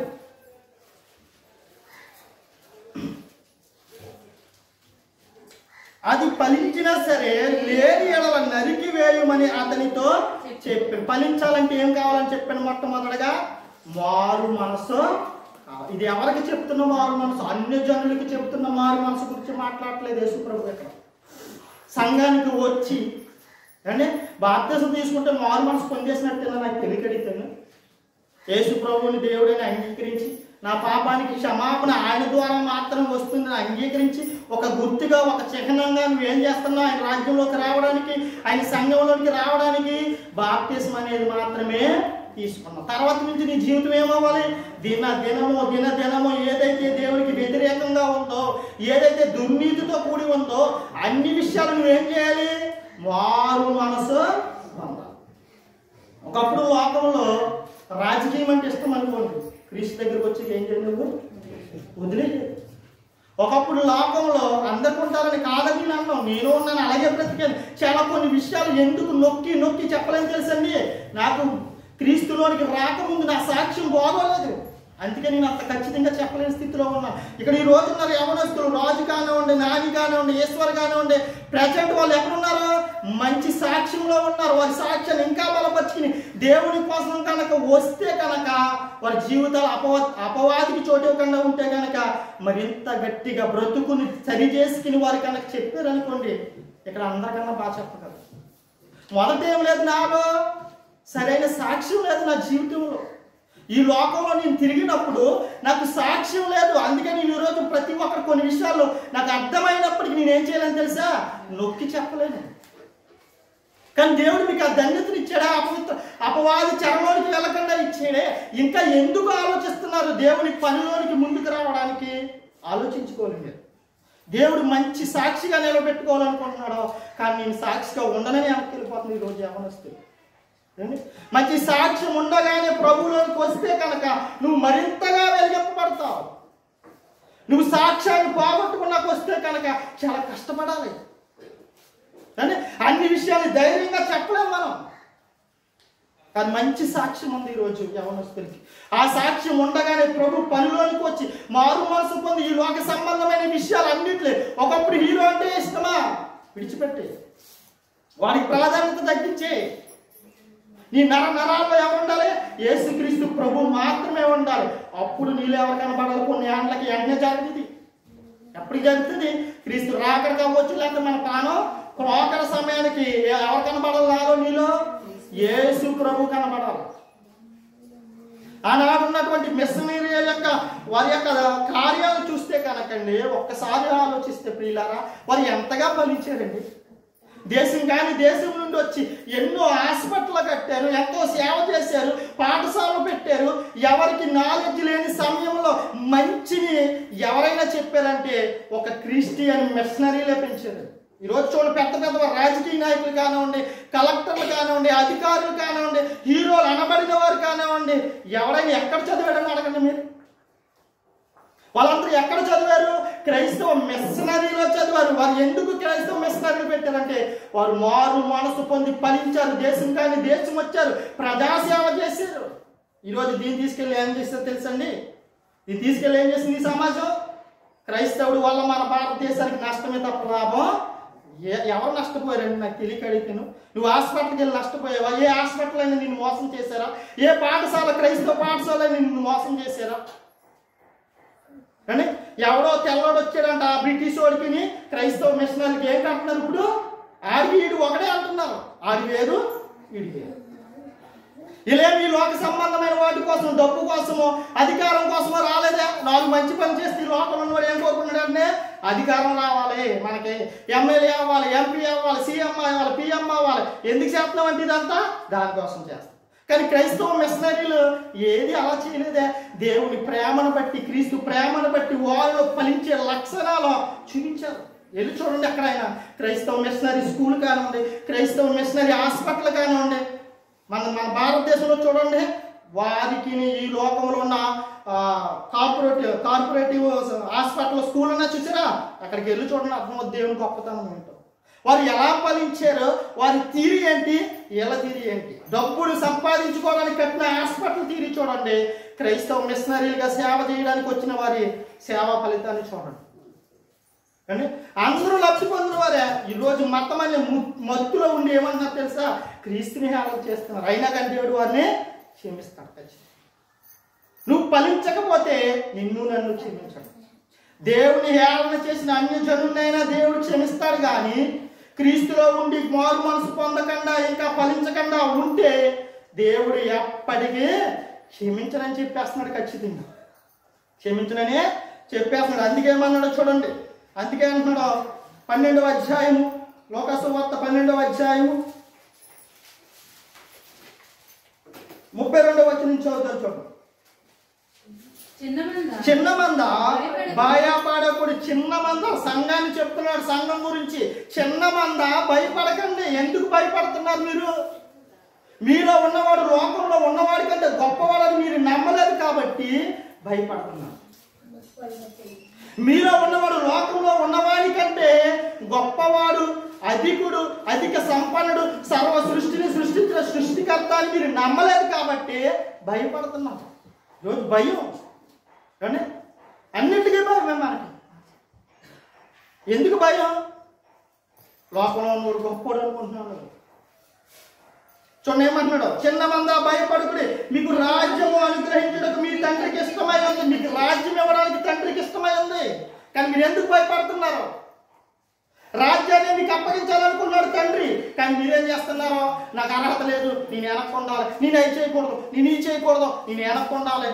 ఏదో అర్థం, ఏదైతే నేను వెనక్కు ఉంచుతుందో దాన్ని విడిచిపెట్టి. తర్వాత ఏమన్నాడు చూడండి, మీకు కలిగిన వాటిని అమ్మి ధర్మము చేయండి. ఏం చేయాలంట? మీకు రాజ్యాన్ని ఇస్తాను, నమ్మితే కనుక మీకు కలిగిన వాటిని అమ్మి ధర్మము చేయండి. పాతగిలిన సంఖ్యలను పరలోకమందున్న అక్షయమైన ధనమును సంపాదించుకోండి. ఎప్పటికీ చెనగని సంచులను అంటే పరలోకమందున్న అక్షయమైన ధనమును సంపాదించుకోండి. ఎక్కడ ఉండగా సంపాదించుకోవాలి? భూమి మీద ఉండగానే సంపాదించుకోవాలి. కాబట్టి నీ సంపాదన అంతా ఇచ్చేయండి మన ధర్మం. కాబట్టి నువ్వు ఏదైనా సంపాదించుకున్నా, ఏదైనా కొనుక్కున్నా దేనికోసం కొనాలి? ప్రభు పని నిమిత్తం కొనాలి. నేను చెప్పేసి నేను చేయలేదనుకోండి, దాని గురించి కూడా తీర్పు ఉంది. మనం మామూలుగా పాఠం చెప్పి ఎంతవరకు చెప్పాను కదా, నేను కనుక అందులో కనుక నేను సరి చేసుకోలేదనుకో, నాకు ఎలాంటి తీర్పు ఉంది మీ అందరి ముందు ఒప్పుకుంటాను. నేను చూడండి, ఇక్కడ ఏమన్నాడు చూడండి, పాతగిరిన సంఖ్యను పరలోకమందున్న అక్షయమైన ధనమును సంపాదించుకోండి. అక్కడికి దొంగ రాడు, చిమ్మెట కొట్టదు. మీ ధనం ఎక్కడ ఉండదు అక్కడే మీ హృదయము. మీ ధనాన్ని కనుక దేవుని యొద్దకు, దేవుని పని కోసం ఖర్చు పెట్టారనుకోండి, మీ హృదయం ఎక్కడ ఉంటుంది? దేవుని దగ్గర ఉంటాం. మీ ధనాన్ని కనుక ఈ లోక సంబంధమైన దానికోసం కూడబెట్టుకున్నాం అనుకో, మన హృదయం ఎక్కడ ఉంటుంది? ఈ లోక సంబంధమైన దానిలోనే ఉంటుంది. అందుకే ఏమన్నాడు, ఇలా ఉండొద్దు అని చెప్తూ కింద ఏమన్నాడు. కాబట్టి చూడండి 35 వచనం, మీ నడుములు కట్టుకొని ఉండుడి. నడనంటే గట్టిగా కట్టుకోండి. టవలెట్ కట్టుకుంటారో, టాయిలెట్ కట్టుకుంటారో కట్టుకోండి. అంతేనా దాని అర్థం? అదేనా? మీ నడుమును కట్టుకొని మీ దీపములు వెలుగుచుండనీయుడి. చాలా జాగ్రత్తగా ఆలోచించాలి. ఈరోజు క్రైస్తవ సమాజానికి అర్థం కావట్లేదు ఈ విషయం. చిన్న మంద మీరు భయపడకండి. మీకు పరలోక రాజ్యాన్ని నేను మీకు ఇస్తాను, దానికోసం నువ్వేం చేయాలి? పని మాని. దేవుని పని ఎప్పుడైతే ఉందో అప్పుడు ఈ లోక సంబంధమైన పనిని మానే, ఈ లోక సంబంధమైన కోరికలు చంపుకో. ఈ లోక సంబంధమైన ఏదైతే దేవునికి నిన్ను దూరం చేస్తున్న ఆ విషయాల్లో నిన్ను నువ్వేం చేసుకోవాలి? చంపుకోవాలి. చంపి ఏం చేయాలి? ధర్మం చేయడం మర్చిపోవాలి. అవసరం నిమిత్తం ధర్మం చేసేవాడిగా ఉండు. తర్వాత ఇంకా ఏమన్నాడు, పాతగిలిన సంచులను పరలోకమందున అక్షయమైన ధనమును సంపాదించుకోండి. పరలోకమందున ధనాన్ని మీరు భూమి మీద బ్రతికుండగానే సంపాదించుకోండి. కాబట్టి ఇక్కడ ఏమన్నాడు, మీ నడుములు కట్టుకొని ఉండుడి. ఏదైనా పనికి వెళ్ళాలనుకోండి, ఏమంటే మనం ఒక పని చేయాలనుకోండి, పెద్దలనే వారు ఇదివరకు ఏమనేవారు, నడుము కట్టుకుని నలుగురు వెళ్ళామంటే పని అయిపోయి. నడుము కట్టుకోకుండా పనిలోకి వెళ్ళామనుకోండి, పని అవుతుంది అంటారా? అసలు నడుము కట్టుకోవడం అంటే ఏంటి? పనిలో నీకు ఆసక్తి ఉండాలి, పని చేయాలన్న ఉద్దేశం నీకు ఉండాలి, పనిని ఏమైనా సరే నేను చేసి రావాలన్న ఆలోచన నీకు ఉండాలి. పని చేయకుండా సంఘంలో ఉంటే కనుక నీకు జీతము మరలా చెప్తుంది జాగ్రత్తగా. కాబట్టి మీ నడుములు కట్టుకొని ఉండి మీ దీపములను వెలుగుచుండా. నడుములు కట్టుకోండి, మీ దీపాలు ఏం చేయమంటారండి? వెలుగుచుండని. దీపం అంటే ఏంటి? నీటిలో ఉండే దీపాల చూపు లైట్, ఈ లైటా? కానీ ఏది దీపం అంటే ఏది? మీలో ఉన్న దీపములను వెలుగుచుండని అంటే మీ ఇంట్లో ఉన్న దీపాలు కాదు, నీలో ఉన్న పరిశుద్ధాత్ముడు నీలోకి వచ్చాడు. ఎప్పుడు వచ్చాడు? బాప్తిస్మం అనే కార్యక్రమం ద్వారా వచ్చాడు. ఆ పరిశుద్ధాత్మని ఏం చేయాలి? ఆర్పకూడదు, నూనె పోస్తూ ఉండాలి. ఎలగాలంటే ఏం చేసుకో, నువ్వు దీపం ఎలగాలంటే ఏం చేయాలండి? నూనె పోయాలా? నూనె ఏంటి ఇప్పుడు? సహవాసము, వాక్యము. మరి వాక్యం ఎక్కడ దొరుకుతుందంటే సహవాసం. కాబట్టి నూనె పోస్తూ ఉండాలి, మీ దీపాన్ని మీరు వెలిగించుతున్నాడు. ఆర్పనివ్వకండి. ఒకవేళ ఆరిపోయిందా చాలా కష్టపడవలసి వస్తుంది. అందుకేమన్నాడు? ఒకసారి వెలిగింపబడి తప్పిపోతే ఏమవుతుందంట? ఆల్రెడీ వెలిగించబడ్డాం. దేవుడు నీలో నాలో ఉన్నటువంటి దీపాన్ని ఏం చేశాడు? వెలిగించాడు. ఒట్టి పాత్రగా ఉన్న మనల్ని వెలుగునిచ్చే పాత్రగా చేశాడు. ఆ వెలుగు ఏం చేయాలి? ఇప్పుడు మంచం కింద కొంచెం కింద పెట్టుకుంటావా? దీపం వెలిగించి ఎక్కడ పెట్టుకుంటావా? మంచం కింద పెట్టుకుంటావా? లేకపోతే కొంచెం వేసి కప్పెడతావా? కప్పెట్టం కదా. ఏం చేయాలి? దీపస్తంభం మీద పెట్టి ఏం చేయాలి? అందరికీ వెలుగు చూపించాలి. నువ్వు నిజమైన క్రైస్తవుడు అయితే, నువ్వు నిజమైన విశ్వాసి అయితే, నువ్వు నిజంగా మారు మనసు పొందితే కనుక దేవుడు నీకు నాకేమిచ్చాడు? ఆత్మ అనే దీపాన్ని ఇచ్చాడు. ఆ ఆత్మ అనే దీపం ద్వారా ఏం చేయాలి? అందరినీ వెలిగించాలి. అందరినీ వెలిగించనివ్వాలి. దాన్ని ఆర్పనివ్వకూడదు. ఆరిపోయిందా, నీ ప్రాణం పోయిందా అని అర్థం వెళ్ళిపోతాం. నీలో ఉన్న దీపం ఎప్పుడైతే ఆరిపోయిందో అప్పుడు ప్రాణం పోయింది అనుకుని పుట్టుకుమంది అనుకో, నరకానికి పోతాం. ముందే చెప్తున్నాను. కాబట్టి దేవుడు నిన్ను నన్ను నమ్మి ఆయనలో ఉన్న ఆత్మని మనలో పెట్టాడు, దీపాన్ని మనలో పెట్టాడు. కాబట్టి ఆ దీపాన్ని నువ్వు ఏం చేయకూడదు? ఆరనివ్వనివ్వకూడదు, వెలుగు చుండనివ్వాలి. నిజంగా మనం వెలిగితే మన కుటుంబాలు ఎలా ఉంటాయండి? అసలు నిజంగా మనలో వెలుగు ఉంది, ఆ వెలుగును వెలుగుచుండనిస్తే కనుక అసలు కుటుంబాలు ఎలా ఉంటాయా? భర్త వస్తే భార్య రాడు, భార్య వస్తే భర్త రాదు, పిల్లలు వస్తే తల్లిదండ్రులు రాదు. కానీ ఏంటంటే మనం ఆరిపోయాం. ఏమయ్యాం? ఆరిపోయాం. మనం వెలగాలి. వెలగాలంటే ఏం చేయాలి? ప్రతి దినము దేవుని యొక్క సహవాసంలో ఉండాలి. దేవుడితో దేవుడు మీతో మాట్లాడడానికి ఇష్టపడుతున్నారు. కానీ మీరు అంటున్నారు నాకు వద్దు అంటున్నారు. నాకు టీవీ కావాలి, కానీ టీవీలో సీరియల్ కావాలి, సినిమా కావాలి అంటున్నారు. బైబిల్ వద్దు, బైబిల్తో సహవాసం వద్దు అంటున్నారు. డైరెక్ట్గా దేవుడు నీతో నాతో మాట్లాడే గొప్ప ధన్యతలు ఇచ్చారు. ఎవరి మాటలు? దేవుని మాటలు. దేవుడు బైబిల్ చదువుతుంటే దేవుడే నీతో మాట్లాడుతున్నటువంటి ఫీలింగ్ రావాలి. అప్పుడు నీలో ఆత్మ ఉన్నాడు. నీకు ఆ ఫీలింగ్ రాలేదనుకో, ఏదో పుస్తకం చదివేవనుకో, నీలో ఆత్మ లేనట్టే. ఒకవేళ ఎలాంటి స్థితిలో కనుక మనలో ఎవరున్నా సరే ఆరిపోయిన దీపాలను వేడి చేసుకొని వెలుగుచుండగా నువ్వు ఎలాగనివ్వాలంటే నీలో ఏ విషయాలు అయితే మారు మనసు పొందాలో, ఏ విషయాలైతే నువ్వు ముదులుకోవాలో ఆ విషయాలన్నిటిని కూడా నువ్వేం చేసుకోవాలి? విడిచిపెట్టాలి. ఇది చాలా ప్రమాదకరమైన. ఈ త్రోవలో కనుక ఉంటే ఏదో ఒక రోజు గోపురంలో పడి చచ్చిపోతాం. ఏ భూకంపం వచ్చి చచ్చిపోతాం సడన్గా, అంటే ఏదో రోగం వచ్చి చచ్చిపోతాం సడన్గా, పోతాం నరకానికి. కాబట్టి నువ్వేం చేయాలి? నువ్వు వెలగాలి. ఈ కుటుంబాన్ని వెలిగించాలి, సంఘాన్ని వెలిగించాలి. మరి వెలిగించాలంటే ఏం చేయాలి? దేవుడు నీతో మాట్లాడుతున్నారు కదా బైబిల్ ద్వారా, నువ్వు దేవునితో మాట్లాడాలి. ఎలా మాట్లాడాలి? ప్రార్థన ద్వారా దేవునితో మాట్లాడాలి. ప్రతి దిన ప్రార్థన ద్వారా, వేకువజాము ప్రార్థన ద్వారా, సాయంకాల ప్రార్థన ద్వారా నీ యొక్క హృదయాల్లో దినదినం వచ్చే క్షణము ఎవరి ఆలోచన ఉండాలి? దేవుని ఆలోచన ఉండాలి. అప్పుడే నువ్వు వెలుగుతున్నట్టు. నువ్వు పని చేస్తున్నా, ఇంకోటి చేస్తున్నా, వంట చేస్తున్నా, భోజనం పెడుతున్నా, నువ్వేం చేసినా నువ్వు యొక్క ఆలోచనలో ఉండాలి. అప్పుడే నీలో ఉన్న ఆత్మ ఏమవుతున్నట్టు? వెలుగుతున్నట్టు. అలా వెలగాలంటే ఏ విషయాలైతే మారు మనసు పొందాలో, మనం ఏ విషయాలైతే దూరంగా ఉంచుతున్నామో వాటన్నిటిని విడిచిపెట్టి, మారు మనసు పొందవలసిన విషయాలు ఏవైతే ఉన్నాయో వాటన్నిటిని విడిచిపెట్టి యథార్థంగా మారు మనసు పొంది, నామకార్థంగా మారు మనసు పొందాను కదండి, మరి యథార్థంగా మారు మనసు పొంది దేవుని కోసం ఈ నడుములనే కట్టుకుంటే కనుక మీలో ఉన్న ఆత్మ వెలుగుతూ ఉంటుంది, అనేకుల్ని వెలిగిస్తూ ఉంటుంది. కాబట్టి అలా ఉండాలంటే ఏమన్నాడు? రోమరాసిన పత్రిక రోమిలకు రాస్తూ పౌలు గారు రోమిలకు రాసిన పత్రికలు ఏమన్నాడో, పరిశుద్ధమును అనుకూలమునైనటువంటి దేవుని చిత్తం ఏదో పరీక్షించి తెలుసుకుని, ఈ పని మనకి ఏమర్థం అవ్వాలి? దేవుని చిత్తం ఏంటి మన జీవితాల్లో, నా పట్ల దేవుని చిత్తం ఏంటి, దేవుడు నన్ను ఎందుకు ఇక్కడ నిలబెట్టుకున్నాడు, దేవుడు నన్ను ఎందుకు ఇక్కడ పుట్టించాడు, దేవుడు నన్ను ఎందుకు నా చుట్టూ ఎంతమంది అన్ని జనులు పెట్టాడు, దేవుడు నన్ను ఎందుకు అందరితో కలిసి ఉండమన్నాడు, దేవుడు నన్ను ఎందుకు అందరినీ ప్రేమించమన్నాడు. అన్ని విషయాలు మనకు అర్థం కావాలి. మన చుట్టూ దుర్మార్గులు ఉన్నా, మన చుట్టూ నరహంతికులు ఉన్నా, మన చుట్టూ ఎంత తక్కువ వారు దీనస్థితిలో ఉన్నారు, వారందరిని బట్టి నీ ఆత్మీయ జీవితం ఏమవ్వాలి, అభివృద్ధి చెందాలి.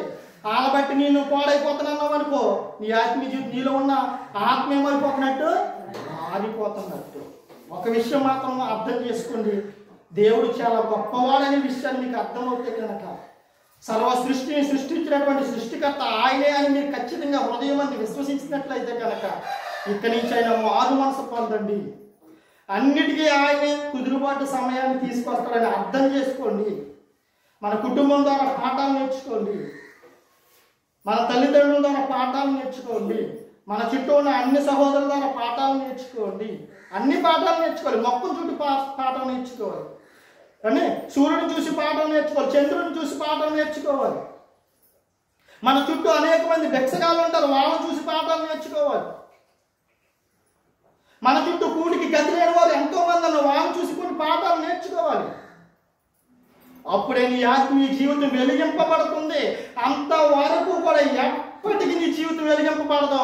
చస్తే ఖచ్చితంగా నరకానికి పోతాం, చస్తే ఖచ్చితంగా వెళ్ళిపోతాం నరకానికి, ఏ మాత్రమో డౌట్ లేదు. ఫలించని ప్రతి చెట్టును నరకబడి ఎక్కడేమన్నాడు, ఆ అగ్నిలో పాడేమన్నాడు తండ్రి. కానీ యేసుక్రీస్తు బతిమలాడుతున్నాడు నీకోసం నా కోసం. నేను రక్తాన్ని కార్చాను, శరీరాన్ని నలగొట్టుకున్నాడు. 1 సంవత్సరం గడువు తండ్రి, నేను మార్చుకుంటాను, వాళ్ళు ఎరువేస్తాను, వాక్యాన్ని నింపుతాను, మారుతారని ఆయన ఎంత దీనస్థితికి వెళ్ళి తండ్రిని బతిమాలుకుంటున్నాడండి. కానీ నువ్వు నేను మాత్రం దేవుని బతిమాలుతున్నాం. అసలు బతిమాలను ఎందుకంటే ఏదో 6 వారాలు వెళ్ళాలి, ప్రార్థన చేసుకోవాలి, కుటుంబం దీవించబడుతుంది, మళ్ళీ వెళ్ళిపోవాలి. మళ్ళా మరొక 6 రోజులుగా ఏ సహవాసం ఉన్నదో అవసరం లేదు, ఏమీ అవసరం ఇదే అనుకుంటున్నాం. ఇలా ఉంటే కనుక దేవుని ఉగ్రత నుండి ఏమాత్రం మనము తప్పించుకోలేదు. ప్రతి విషయాన్ని ఆలోచించండి. మన చుట్టూ ఉన్న వారందరిని బట్టి అనేకమైన అద్భుతమైన పాఠాలు నేర్పుతున్నాడు దేవుడు. నీకు ఇచ్చిన పిల్లలను బట్టి తల్లిదండ్రులకు పాఠాలు నేర్పుతున్నాడు, తల్లిదండ్రులను బట్టి పిల్లలకు పాఠాలు నేర్పుతాడు. అందుకే కుటుంబాన్ని ఇచ్చాడు, పని లెక్కలు ఇస్తాడు. మన చుట్టూ అనేక దీనస్థితిలో ఉన్న వారిని, మతి స్థిమితం లేని వారిని అందరినీ మన చుట్టూ ఎందుకు పెట్టాడు, నీకు పాఠాలు నేర్పడానికి పెట్టాడు. దేవుని గొప్పతనాన్ని నువ్వు తెలుసుకోవాలి. కానీ మన మధ్యన తిరుగుతున్న యావత్తను కూడా మన మధ్యన ఎందుకు పెట్టాడు, ఇంకా సజీవుల లెక్కలో ఎందుకు ఉంచాడంటే నీకు నాకు తీర్పు తీర్చడానికి పెట్టాడు. అక్కడ మతి స్థిమితం లేని ఆ అక్కని ఎందుకు, ఆ సహోదరిని మన మధ్య పెట్టి ప్రతి ఇంటింటికి ఎందుకు తిప్పుతున్నారు తెలుసా, నీకు బుద్ధి రావాలని, తన జీవితాన్ని బట్టి నువ్వు పాఠం నేర్చుకోవాలని. నువ్వేదో ఆలోచిస్తున్నావు, ఏం ఆలోచిస్తున్నావు చూడండి. 12 వచ్చాయి, ముగించేస్తాను, ఇంకా పాఠం అమలైతే ముగించేస్తాను. చూడండి 23వ వచనం చూడండి, 22 నుంచి చూడండి. అంతటా ఆయన తన శిష్యులతో ఇట్లా, నేను ఈ కారణం చేత మీరు ఏమి తిందుమో అని మీ ప్రాణమును గూర్చి అయినను, ఏం తినాలి, ఏం వండాలి, ఏం చెయ్యాలి ఆలోచన మానేయండి అంటున్నాను. అక్కడికి వెళ్తే కానీ మనకి ఏమర్థం కాదు. ఏమి తిందుమో అని మీ ప్రాణమును గూర్చి అయినను, ఏమి ధరించుకొందుమో అని మీ దేహమును గూర్చి అయినను చింతింపకుండే. చింతించొద్దు, అసలు చింతించవలసిన అవసరం లేదు. నువ్వు శుభ్రంగా పట్టుకుంటే నువ్వు పరలోకం వెళ్తావని చెప్పట్లేదు, నువ్వు శుభ్రంగా తినడానికి కూడుంటేనే పరలోకం వెళ్తావని చెప్పట్లేదు. లాజర్ ఏముందండి, అసలు ఏమైనా ఉందా లాజర్కి ఏమైనా ఉందా? దరిద్రుడైన లాజర్కి కనీసం తినడానికి రొట్టె ముక్క, కుక్క పిల్లలు ఆడేసి రొట్టె ముక్క అన్నా దొరుకుతుందేమని ఎదురు చూస్తున్నాడు. అక్కడ ఈ లోక సంబంధమైన దేనికోసం ఆశపడలేదు, ఆకలి తీర్చుకోవడానికి ఎదురు చూశాడు. దేవుడు ఆయనకి ఇచ్చాడు పరలోకం. శుభ్రంగా ఉండి, ఆస్తి ఉండి, ఐశ్వర్యం ఉండి, మంచి మంచి కొత్త కొత్త వస్త్రాలు కట్టుకున్న వారికి ఇవ్వలేదు పరలోకం, ధనవంతుడికి ఇవ్వలేదు పరలోకం. ఒకవేళ నువ్వు ధనవంతుడైతే ఆ ధనము యందు నమ్మిక ఉంచక అనేకులకు అవసరమైన వారికి సహాయపడేవాడిగా ఉంటే, ఆ ధనాన్ని పరలోక ధనంగా నువ్వు మార్చుకుంటే అప్పుడు నీకు నాకు పరలోకం. అని చూడండి ఏమన్నాడు, మీ దేహమును గూర్చి ఆయన చింతింపకడి, ఆహారము కంటే ప్రాణమును, వస్త్రము కంటే దేహమును గొప్పవి కావా. వస్త్రం కంటే వస్త్రం గొప్పదా, ప్రాణం గొప్పదా? ప్రాణమైనా గొప్పది. చూడండి ఇక్కడ ఏమన్నాడు, మరి ఆహారం గొప్పదా దేహం గొప్పదా? దేహం గొప్పది. మంచి మంచి వస్త్రాలు వేసుకున్నంత మాత్రాన నీ దేహం గొప్పదవదు. దేవుడు నీకు ఆయుష్ని ఆరోగ్యాన్ని ఇస్తే నీ దేహం గొప్పదవుతుంది. చూడండి ఇక్కడ ఏమంటున్నాడు మరలా, కాకుల సంగతి విచారించి చూడుడి, అవి విత్తవు కోయవు, వాటికి గరిష లేదు, కొట్టు లేదు, అయిన దేవుడు వాటిని పోషించుచున్నారు. మీరు పక్షుల కంటే ఎంతో శ్రేష్ఠులు, పక్షుల కంటే ఎంతో శ్రేష్ఠులు. కాబట్టి ఏమన్నాడు ఇక్కడ, మరియు మీలో ఎవడో చింతించడం వల్ల తన ఎత్తును మూరుడు ఎక్కువ చేసుకొనగలడు, ఎవడో చేసుకోలేడు. తర్వాత ఏమన్నాడు, కాబట్టి చూడండి అన్నాడు. కాబట్టి అనే మాట బైబిల్ గ్రంథంలో ఎక్కడైనా కనబడ్డదంటే నీకు హెచ్చరిక అయినా ఇచ్చి ఉండాలి, ఆధారంతో కూడిన మాటలైనా ఇచ్చి ఉండాలి. కాబట్టి ఇలా ఉండండి అని చెప్తున్నాడు అన్నమాట. ఎంతవరకు చెప్పాడు కదా, కాబట్టి అన్నిటికంటే తక్కువైనవి మీ చేత కాకపోతే తక్కిన వాటిని గురించి మీరు చింతింపనేలా. చూడండి, పువ్వులు ఎలాగ ఎదుగుచున్నావో ఆలోచించి, అవి కష్టపడవో వడకవో, అయినను తన సమస్త వైభవంతో కూడిన సొలొమోను సైతం వీటిలో ఒక్కదాని వలనైనను అలంకరింపబడలేదని మీతో చెప్పుచున్న. నేడు పొలములో ఉండి రేపు పొయ్యిలో వేయబడి అడవి గడ్డిని దేవుడు ఎలాగో అలంకరించిన ఎడల అల్ప విశ్వాసులారా. అల్ప విశ్వాసం మనకే చెప్తున్నాడు, నమ్మట్లేదు కదా మరి, కొంచెం నమ్మకం కొంచెం అపనమ్మకం. అల్ప విశ్వాసులారా, మీకు మరీ ఎంతో నిశ్చయముగా వస్త్రములు నిచ్చును, వస్త్రాలు ఇస్తామన్నాడు. అర్థమవుతుందా ఏమక్క గురించి ఎందుకు తీసుకున్నాను? వస్త్రం లేకుండా ఏ రోజైనా ఉందా? ఏదో వస్త్రం కట్టుకుందా? ఆహారం లేకుండా ఏ రోజైనా ఉందా? ఏదో ఆహారం తింటుందా? అంటే మిమ్మల్ని అందరినీ అలా అయిపోమని చెప్పట్లే, పాఠాలు నేర్చుకోమని చెప్పి బుద్ధి జ్ఞానం రావాలని చెప్తున్నాను మనకి. అంటే ఏం రావాలి మనకి? బుద్ధి జ్ఞానం రావాలి. తను అంతగా ఇంకా సజీవ లెక్కల్లో ఉంది. ఒక రోజు అనారోగ్యంతో ఉన్నా మరలా తనకు తానే ఆరోగ్యంగా తయారవుతుంది. ఒకరోజు ముఖమంతా ఎలా ఉప్పిపోయినా మరలా స్లిమ్ అయిపోతుంది. ఇక్కడ చాలా మంది అనుకుంటారు స్లిమ్ అవుతే బాగుండని. ఏమక్క కూడా తిరగండి, శుభ్రంగా స్లిమ్ అయిపోవచ్చు. కానీ ఏ బాధ లేదు, ఏ చింత లేదు. కానీ పాఠాలు నేర్చుకోవాలండి ప్రతి ఒక్కరిని బట్టి. అప్పుడే నీకు ఏమవుతున్నట్టు, నీలో ఆత్మ వెలిగింపబడుతున్నట్లు. అంగహీనం చూసి పాఠం నేర్చుకో, కుంటివాణి చూసి పాఠం నేర్చుకో, అవుటివాణి చూసి పాఠం నేర్చుకో, గుడ్డివాణి చూసి పాఠం నేర్చుకో. కళ్ళు లేనివాడు ఎలా ఆలోచిస్తున్నాడు, ఎలా పని చేస్తున్నాడో అన్నీ ఉన్నా నువ్వు నేను ఎలా చేస్తున్నావు, ఎలా ఆలోచిస్తున్నావు, అన్ని విషయాలు అర్థం అవ్వాలంటే నీలో ఏముండాలి? ఆత్మ వెలిగింపబడాలి. జ్ఞానం ఉంటే గొప్పది కాదు, ఆత్మతో కూడినటువంటి ప్రేమ ఉండాలి. పరిశుద్ధాత్మతో కూడినటువంటి ఏముండాలి? ప్రేమ ఉండాలి. ప్రేమ లేని వాడు నాకు పాత్రుడు కాదు. చూడండి, అన్ని విషయాలు ఆలోచించాలి. అందుకేమన్నాడు ఇక్కడ, చూడండి, ఏం తిందుమో ఏం త్రాగమని విచారింపకండి, అనుమానములు కలిగి ఉండకూడదు. ఈ లోకపు జనులు వీటన్నిటిని వెతుకుదురు, ఈ లోకపు జనులు వీటన్నిటిని వెతుకుదురు. ఇవి మీకు కావలసి ఉన్నవని మీ తండ్రికి ఆల్రెడీ తెలుసు. మీరైతే ఆయన రాజ్యమును వెతకండి, దానితో కూడా ఇవి మీకు అనుగ్రహింపబడును. దానితో కూడా ఇవన్నీ కూడా పైన చెప్పబడ్డవన్నీ కూడా రాజ్యాన్ని మీరు ఎతికారనుకోండి, ఆటోమేటిక్గా దేవుడు అన్నిటినీ ఇస్తానన్నారు. మరి ఆ విశ్వాసంలోకి మనం వెళ్ళగలం. మరి వెళ్ళాలంటే మనలో మారు మనసు అనేది రావాలి. క్రైస్తవుడిగా ఉన్న మనలో ఏం రావాలి? ఈ లోక సంబంధమైన విషయాల పట్ల మారు మనసు రావాలి. మారు మనసు వస్తే తప్ప అంటే మన ఆత్మ మనలో వెలిగింపబడదు. కాబట్టి ఏమన్నాడు? మీ నడుములు కట్టుకోండి, మీలో ఉన్న ఆత్మను వెలుగుచుండా. ఈ రెండు జరగాలంటే మొదట ఏం జరగాలి? మారు మనసు జరగాలి. మారు మనసు పొందేమనుకోకండి, మనలో ఇంకా మారు మనసు జరగలేదు, మనకి ఇంకా మారు మనసు రాలేదు. రావాలంటే నువ్వు ప్రతి విషయాన్ని చాలా జాగ్రత్తగా ఆలోచించాలి. ప్రతి విషయాన్ని మీరు తండ్రితో చెప్పుకోవాలి. మీకు ఏదైతే ఆటంక పరిచయంగా ఉన్న వాటి గురించి దేవుడికి ప్రార్థన చేయాలి.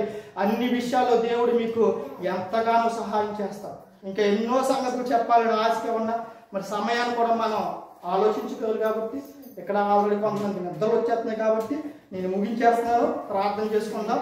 మహాపరిశుద్ధుడా, మహాబలుడా, మహోన్నతుడా, సర్వాధికారి, సర్వసృష్టికర్తమైన మా కన్న తండ్రి, మీ పరిశుద్ధమైన, మీ శ్రేష్టమైన, ఉన్నతమైన గొప్ప నామాన్ని స్తుతులు స్తోత్రాలు చెల్లించుకుంటున్నాను. కాబట్టి ఇదిగో తండ్రి, ఇంతవరకు మీరు మాతో కొన్ని మాట్లాడుతున్నారు. విన్న మాటలు విడిచిపెట్టకుండా మా హృదయంలో భద్రం చేసుకుని వాటిని నెమర వేసుకుని విశ్వాస జీవితంలో దినదినము అభివృద్ధి చెందే తండ్రి ఇదిగో మాలో ఉన్న ఆత్మను వెలుగు చెందడానికి తండ్రి నాయన ఈ ఆత్మ సహాయం ద్వారా మరింత బలపరచు తండ్రి నాయన. ఈ యొక్క వాక్యం అనే జ్ఞానం ద్వారా మమ్మల్ని అభివృద్ధి పరచుతండి. విశ్వాస జీవితంలో నాయన కట్టుకోవడానికి కృప చూపించండి తండ్రి. విశ్వాస జీవితంలో కుటుంబాన్ని